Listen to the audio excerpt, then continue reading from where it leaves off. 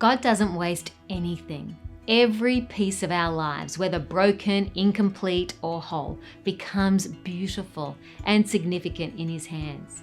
Just think about the story of Jesus feeding the 5,000 hungry people in John chapter 6.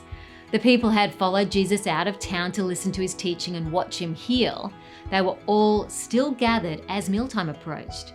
The disciples asked Jesus how He planned to feed the crowd, and Jesus miraculously produced enough food for the crowd from a boy's small lunch of 5 loaves and 2 fish. Once everyone was fed, it seemed the story would end.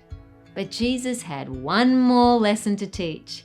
He instructed the disciples to gather the pieces that are left over. Let nothing be wasted. It wasn't enough for Jesus to feed the people until they were full. He wanted every last crumb to be collected.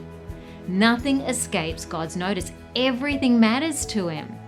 It can be difficult to see how God could use our pain and suffering for good, but He does. This belief is echoed throughout the Bible, from the story of Joseph in Genesis to the life of Jesus Himself.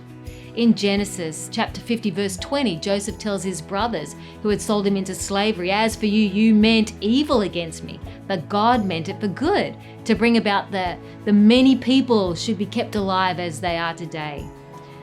If you are His child, He promises that every part of your life will be used for your good and His glory.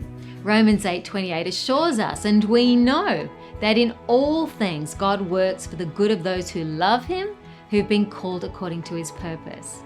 This verse emphasizes that God is in control, and He will use our grief, joy, loss, gain, trials, and triumphs. Nothing is wasted. Isn't it wonderful knowing God is at work, often behind the scenes, collecting the pieces of our lives in His hands, crafting something more beautiful than we can ever imagine?